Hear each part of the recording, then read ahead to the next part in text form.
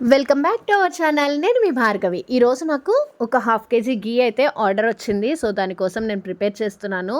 గీ ఎలా ప్రిపేర్ చేసుకోవాలి అనేది ఫుల్ వీడియో మన ఛానల్లో ఉంది. నేను టైటిల్ కింద వీడియో లింక్ ఇస్తాను, అక్కడి నుంచి వెళ్ళి వాచ్ చేసేసేయండి. ఫస్ట్ నేనైతే చక్కగా మిక్సీలో వెన్నంతా వేసుకుని, ఐస్ వాటర్ వేసుకుని, వెన్నను సపరేట్ చేసుకుని, మళ్ళీ ఒక 2-3 సార్లు కూలింగ్ వాటర్తో వాటిని వాష్ చేసుకుని, ఎలాంటి పులుపు బ్యాడ్ స్మెల్ లేకుండా వాష్ చేసిన తర్వాత ఒక బాండీలో వేసుకుని ఈ విధంగా కదుపుకుంటూ నెయ్యి అనేది ప్రిపేర్ చేసుకుంటున్నాను.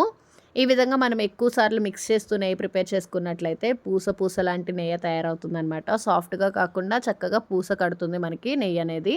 లాస్ట్లో ఇలా నుగురొచ్చిన తర్వాత ఒక 2 తమలపాకులు వేసుకుని చక్కగా స్టవ్ ఆఫ్ చేసేసేయండి. వెంటనే తమలపాకులను తీసేస్తే ఎక్కువ తమలపాకు స్మెల్ అనేది నెయ్యికి పట్టకుండా ఉంటుంది. తర్వాత ఒక గాజు సీసాలోకి స్టోర్ చేసుకుని ఉంచుకోండి. చూసారు కదా ఎంత చక్కగా ప్రిపేర్ అయిందో. Thanks for watching. Full video watch చేసేసేయండి. సబ్స్క్రైబ్.